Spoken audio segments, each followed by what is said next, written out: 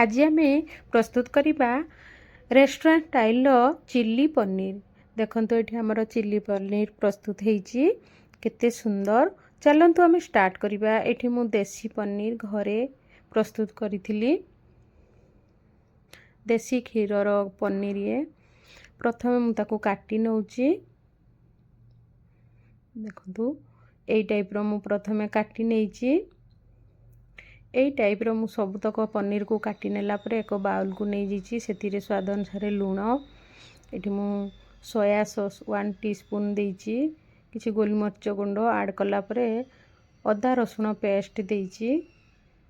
या परे मु भलो भाबरे ताकू प्रथमे फेंटी नेइछि। देखंतु या परे एठी कलर पाइका मु रेड फूड कलर यूज करछि। या परे मु भलो भाबरे ताकू मध्य फेंटी नेला परे देखंतु एई टाइप रो। एबे आमे कॉर्नफ्लोर ऐड करिबा। एठी मु कॉर्नफ्लोर ऐड कला परे स्पून साहाय्य रे पुणी ताकू फेंटी नेइछि। भलो भाबरे फेंटी नेला परे एठी किछि समय मु छाड़ देइछि। या परे मु पैन गरम करथिली सेथिरे किछि तेल ऐड कर देइछि। या परे ताकू आमे फ्राई करिबा। एठी मु एई टाइप रो सबुतक पनीर को फ्राई कर नौची। एठी हमर सबुतक पनीर को मु एई टाइप रो फ्राई कर नेइछि।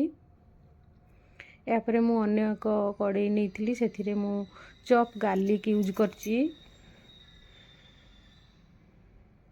खंतु परे ग्रीन चिल्ली को मु ऐड करछि।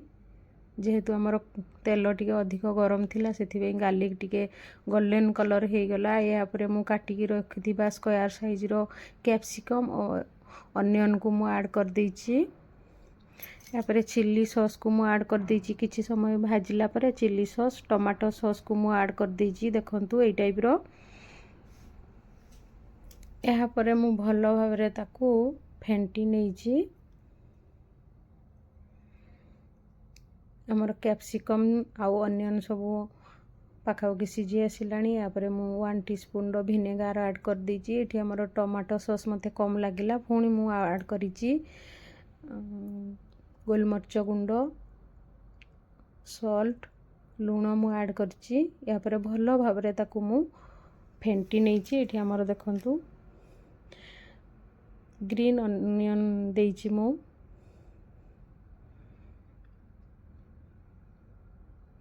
या परे मु कॉर्नफ्लोर को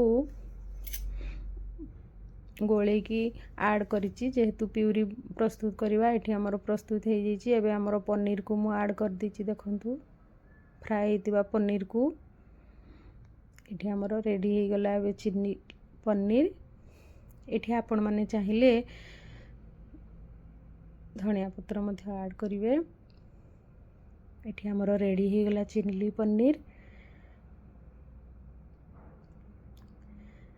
पूरा रेस्टोरेंट स्टाइल अति कम समय रे कम जिनस रे प्रस्तुत हो जाइए। देखंतु रहिली पुणी देखाबो नेक्स्ट वीडियो रे। जय जगन्नाथ।